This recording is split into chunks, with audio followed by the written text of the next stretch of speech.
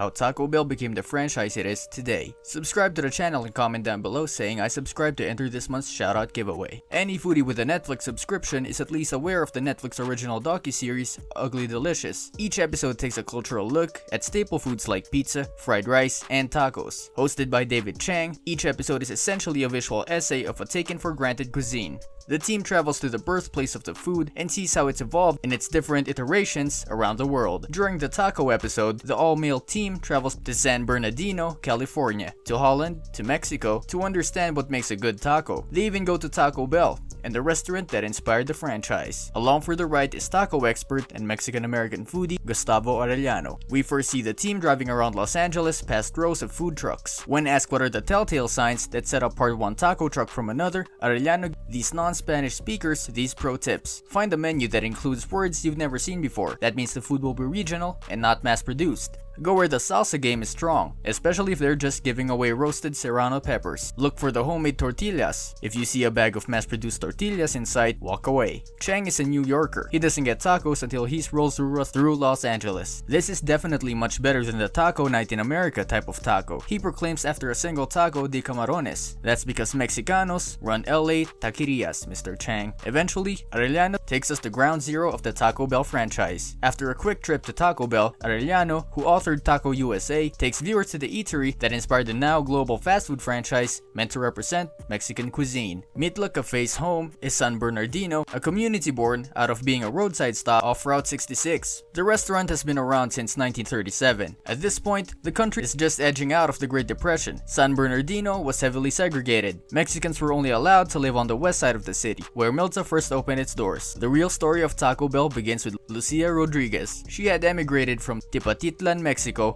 to California and brought her recipes with her. According to her grandson, and now the owner of Mitla, Michael Montaño, these are her recipes. Those are the things that were available to her: ground beef, cheddar cheese, tomatoes, and iceberg lettuce. She made it work. True to its original menu, Mitla has been a home base for immigrant assimilation. When my grandmother opened the restaurant, she wanted to have an American-style food on the menu. Montaño tells Ugly Delicious. The first item on the menu is a T-bone steak. Mitla became a home base for the Mexican community to gather and strengthen. The story goes that the local activists that would take a booth at Milta went on to form the Mexican Chamber of Commerce. Taco Bell founder Glenn Bell saw an opportunity and decided to steal the recipe. Bell would eat at Milta every day after work, trying to deconstruct their taco. According to Gustavo Arellano's book, Taco USA, Bell befriended the staff and family at Mitla Cafe, eventually making his way into the kitchen to learn the family secrets. Glenn Bell was making hamburgers across the street, but the original McDonald's was creating competition. This guy was just looking for a way to make money. He knew how to make a hamburger,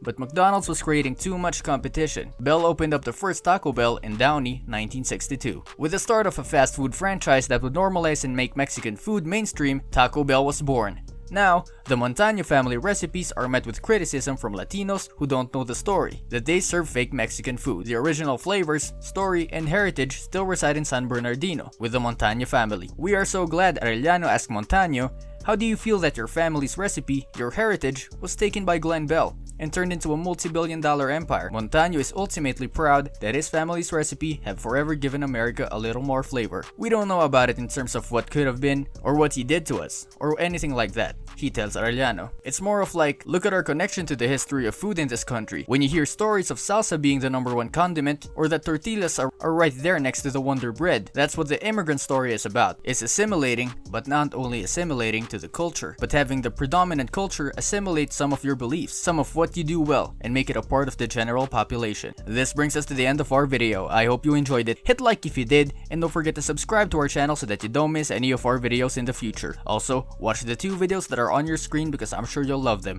With that, I'll see you in the next video.